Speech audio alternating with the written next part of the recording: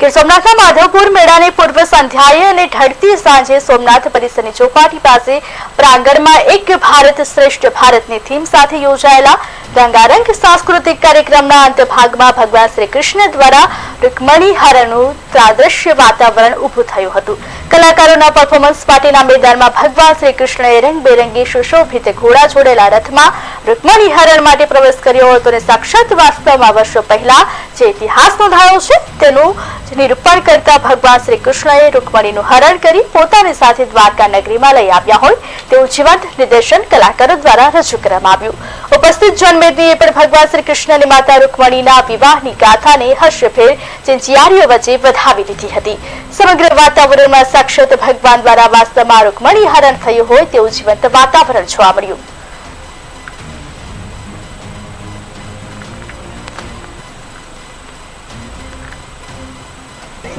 કરવામાં આવ્યું હતું અને આપણો માધવપુરનો મેળો એ હવે આપણે જોઈએ છીએ કે આપણા આદરણીય વડાપ્રધાન શ્રી નરેન્દ્રભાઈ મોદી સાહેબના વિચાર અને એને જે શરૂ કરાવેલો માધવપુરના મેળામાં કેન્દ્ર અને રાજ્ય સરકારમાં પણ એમાં જોડાવાથી વર્ષો જૂની જે આપણી પરંપરા લોકો પોતે ભગવાન દ્વારકાધીશ માતા લક્ષ્મણજીના લગ્ન માધવપુર જે યોજાતા હતા અને 5 દિવસનો જે મેળો હતો એનો વ્યાપ વધારીને આપણે આ વખતે સુરતમાં 1લી તારીખે 2જી તારીખે વડોદરામાં 3જી તારીખે અમદાવાદમાં અને આજે 5મી તારીખે અહીંયા સોમનાથ મહાદેવના સાનિધ્યમાં 400 જેટલા કલાકારો સાથે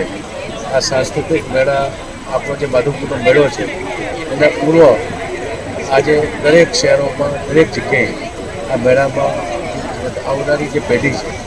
છે એ આપણી જે સંસ્કૃતિ છે આપણી જે વારસો છે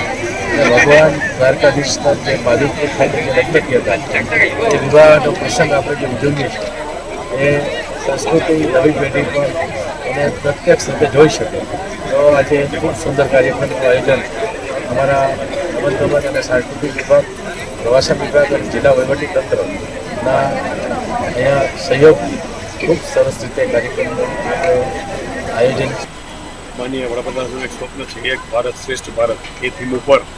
દર વર્ષે જે માધવપુરનો મેળો યોજાય છે એ નવી નવી ઊંચાઈઓ સર કરતો જાય છે। આ વખતે માનનીય મુખ્યમંત્રીશ્રીએ તારીખ 1 થી 10 એમ 10 દિવસ આ કાર્યક્રમને લંબાવ્યો છે।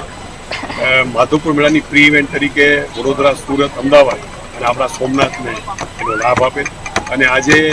200 કલાકારો નોર્થ ઇસ્ટના અને 200 કલાકારો આપણા ગુજરાતના ભેગા થઈ અને એક સુંદર કાર્યક્રમ રજૂ કરે અને એની ક્લાઇમેક્સ આપ જુઓ તો છેલ્લે જે ભગવાન શ્રી કૃષ્ણ અને માતા રુક્મણીજીનું જે આગમન થઈને જે એમનો જે વરમાળાનો પ્રસંગ છે એ ખૂબ અદ્ભુત હતો અને લોકોને